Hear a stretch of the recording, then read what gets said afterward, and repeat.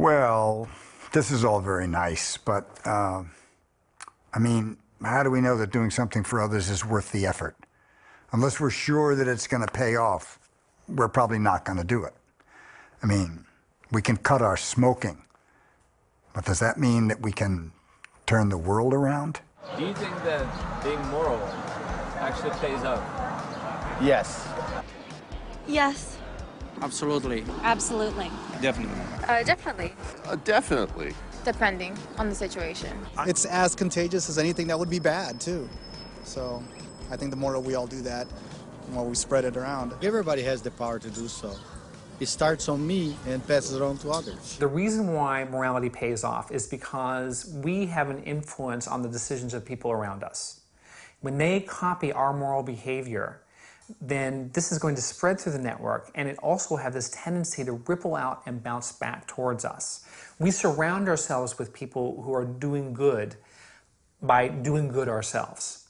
And when we live in that kind of environment, I can't help but think that this is the way that we succeed, that we survive, that we reproduce these ideas, and we create a better future for ourselves.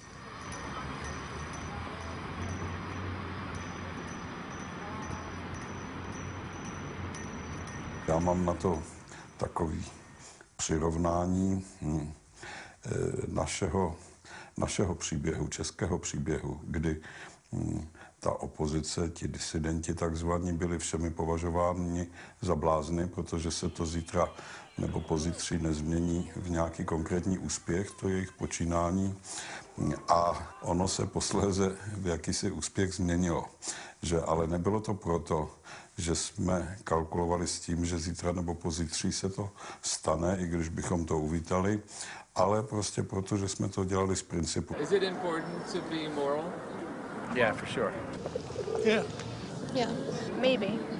Of course. Well. Proč vlastně člověk páchá občas dobro, když o tom nikdo neví? No to je možné jenom proto, že ve vás dříme, byť nevědomně, jakýsi pozorovatel, který to všechno, co děláte, vidí. No a co to je jiného než věčnost, než nekonečno? Něco, co přesahuje všechny myslitelné horizonty našeho počínání.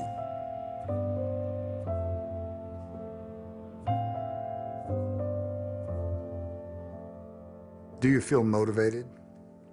Energized to do something? Maybe it's the piano music. If I could remind you, a few moments ago you briefly considered being a psychopath. It's okay. It's a surprising function of our brains that we can hold radically opposite views simultaneously. It's a natural part of our makeup. In times like these where there is this madness, it becomes really important to remember that what basically is going on in the world is how you are with the people immediately at hand, and how you treat yourself and your children and the people directly around you. And yeah, there will be winds and weather and economic storms and social storms and political catastrophes and much that is incomprehensible. But what goes on, you know, eye to eye, face to face, heart to heart, day to day, remains the same.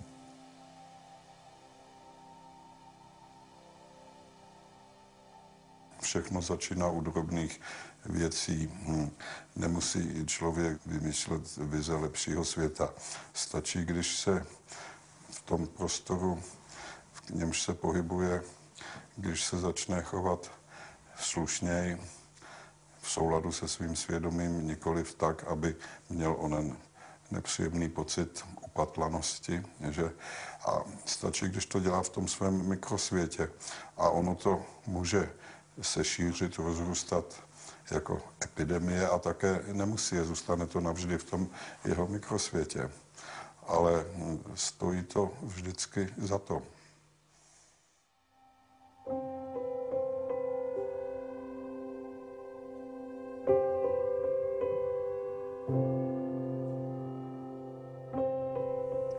If I was always violent towards you, or gave you deadly germs, or made you sad, or gave you misinformation, you would cut the ties to me and the network would disintegrate.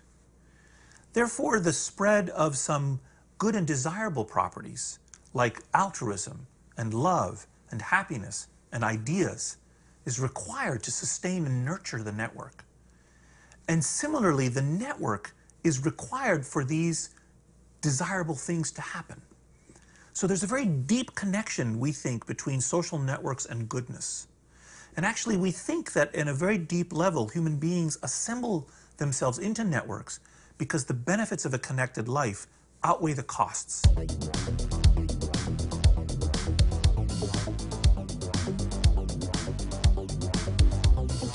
I've been studying the human condition for more than 40 years, focusing primarily on what makes ordinary people get seduced into evil. But now I realize, and I'm aware, that most ordinary people are really basically good. But they're good and passive. They're really not going to get seduced to evil, but they're not going to be willing to put in the energy to be a hero. And what we're trying to do is create a social movement in which we want to give voice to the silent heroes out there. Because there are many people who have the potential to be really important heroes, not only for their family, for their neighborhood, for the community, but for the nation. And so, in the audience, out there, there are many Vaclav Havels who are living in environments where there is injustice, where there are drug cartels, where there is corruption of various kinds, where there's bullying in almost every classroom. And it's our job to help amplify your silent voice. And it's your job to be willing to step across the line, to take action, to say, this is wrong.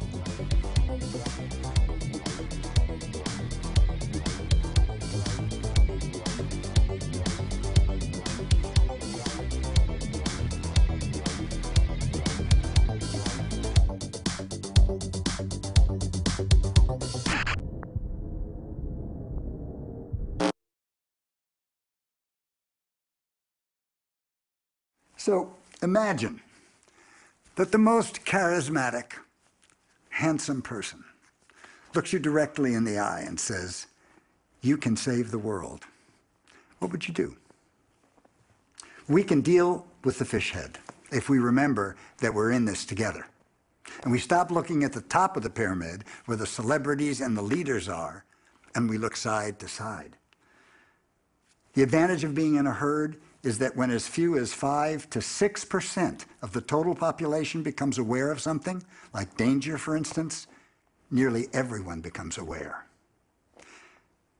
And our success is going to depend on the answer to 2 questions. How many are we? How close are we to the 5 to 6%?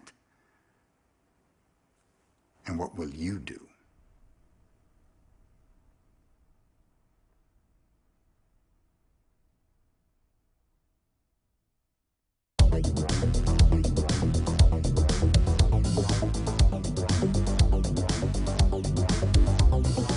So what it's like to be a psychopath. Responsibility, responsibility. You never had to feel good or shame. Never, not after sticky, uncomfortable feelings. Responsibility, responsibility. You're a step ahead. You can do anything you want. Responsibility. You're a step ahead. You can do anything you like. Responsibility. It's so funny to watch people cry. All you need is a smile. They will think you're the nicest thing in the world. Responsibility, responsibility. You're a step ahead. You can do anything you want. Responsibility.